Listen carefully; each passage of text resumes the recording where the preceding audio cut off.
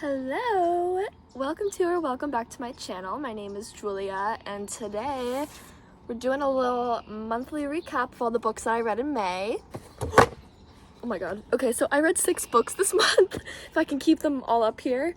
And I'm not gonna go in any particular order. I'm just gonna, pick up a book, chat about it, what I thought, what I rated it, and everything like that. This book I'm gonna talk about, I'm actually gonna move these around just because this one comes first. So at the very start of May, I finished A Court of Wings and Ruin. The only reason that this is not tabbed to the extreme is because I read the majority of this on my Kindle, and it was the most I ever highlighted a book, I'm pretty sure, other than one that will be in next month's wrap up that I'm not gonna say yet. But I had, I think, 120 highlights on this book it showed me on my Kindle. I absolutely loved it. I thought that I wasn't gonna like it that much just since it was about more of the war, politics, and bringing the courts together in this book, but I absolutely loved it. Feyre just kills it every time. I absolutely love her. I love Rhysand.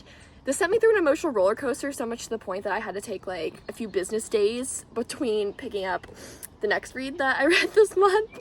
From reading ACOWAR, I went right into A Court of Frost and Starlight, and this was a relief to have such a small book after the thickness of the last 2 books in the ACOTAR series, which, don't get me wrong, I absolutely loved Grimace and Fury and A Court of Wings and Ruin. Those are my favorite books in the series so far, but I definitely was okay, I cannot get through another 700-page book. So this was just very light and fun, and our characters that we love so much in the ACOTAR series probably got some peace. And whenever I also say peace, I mean lots of smut. They were very horny in this book, very. But I just realized I didn't even give a rating for the last book.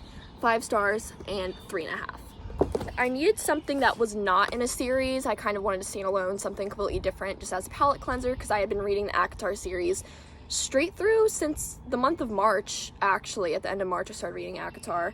So next, we have a new author for me, which is Abby Jimenez, and she's now one of my auto-buy authors. I love her writing so much. She's so funny. You can tell I love this book just from all the tabs, but this is about Brianna and Jacob. It's a workplace romance. It is a fake dating, no, they're not friends with benefits. What am I saying? But their fake dating situation is beneficial. Maybe that's where I was going. I think that's where I was going. But anyways, this book is so sweet and wholesome, and it's so funny because a lot of the books that I read aren't really up that alley anymore. I either read things that are very unhinged or fantasy or just that kind of realm. But this was so sweet and happy, and I can't wait to read the rest of her books, and I really hope she releases something new soon because I absolutely love this. It was a 5-star for me, very easy. I happy cried so much. I finished this so quickly. It was absolutely amazing. This should come as no surprise to anybody because I feel like this was the book of May. We have Fourth Wing. I ate this up. I absolutely loved it. If I was obsessed with dragons before, since I'm a Game of Thrones fan and I absolutely love Daenerys, she's my girl. Once I read this, the dragon obsession just skyrocketed. This book is absolutely amazing. It's so worth the hype. I'm so happy that I got my hands on a physical copy and that I had pre-ordered it in advance just because now they're sold out everywhere. But yes, this book lives up to the height. If you think of Divergent, both dragons, you can connect with them through your mind and communicate with them. So freaking cool. And I didn't want to tab this one just because I didn't want to mess with the edges, but I think I have yeah, look, literally I have lines down these whole pages. I underlined so much. This book was so good. The last 2 books I read this month are a new favorite series of mine, and I'm so excited about it. I've been filming reading vlogs for these books, and I'm just so excited about them. I wasn't expecting to like this series as much as I do, but I absolutely adore it, and that's the Devil's Night series. I read the first 2 books this month. They're so good! So the Devil's Night series follows these 4 friends, and their little nickname is the 4 Horsemen, and they participate in Devil's Night, which is the night before Halloween, and they pretty much just wreak havoc and do a bunch of mischievous things, and sort of they don't get any repercussions for it since they're the kids of very rich and influential people in their town.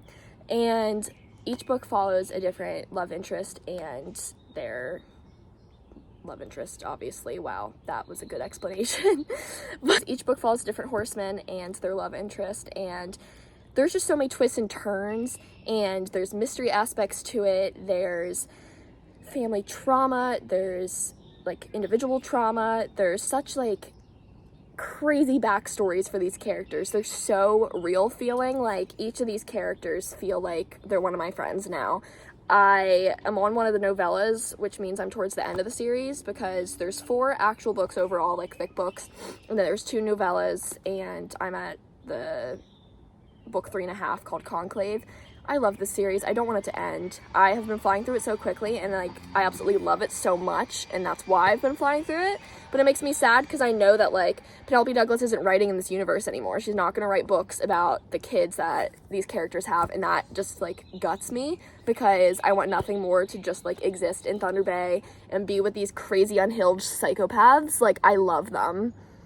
So the first book, Corrupt, is about Michael and Rika, and Rika is actually dating Michael's younger brother whenever this book starts. She's always had a crush on Michael. He's never noticed her, and he sort of hates her. They have a very love-hate relationship. It is definitely a bully romance series, and all of the horsemen are convinced that Rika is the reason that 3 of them, except for Michael, went to jail. So once they get out, they're like, all right, time to wreak havoc on Rika. And they slowly figure out that like maybe it's not her fault, you know, maybe there's a little bit more to the story that they know. But it was the perfect bully romance, very dark romance. I would say check trigger warnings before going into the series for sure. But I rated the first book a 4 stars. And then we have Hideaway, which is about Kai and Banks. And Banks is a sibling to one of the horsemen. I'm not going to say who because that is a little bit of a spoiler, but I love this book so much. I rated this a 4.75 stars. It was very spooky. It had like a creepy hotel as a backdrop for a lot of the book. There were games of hide and seek. They're hiding out in confessionals and churches, very creepy, eerie, like ooh and stuff. But I absolutely love this book too. Kai is such a little softie for Banks, and she is such a badass. Like I want to see, like, my tabs in these books are kind of funny. Yep, I have a tab for Banks because she's such a girl boss and I loved her. I had such a great reading month. Nothing really, well, I had one below 4 star just because, like, it was not necessarily a filler book. I think it was definitely necessary. A Court of Frost and Starlight is definitely necessary for the plot line of the whole series, but just compared to the other books, I wasn't as moved. And all these books are so special to me. There's such a special place in my heart, and I'm so excited for more amazing reads coming in June. So thank you very much for watching, and I hope you'll stick around for more videos.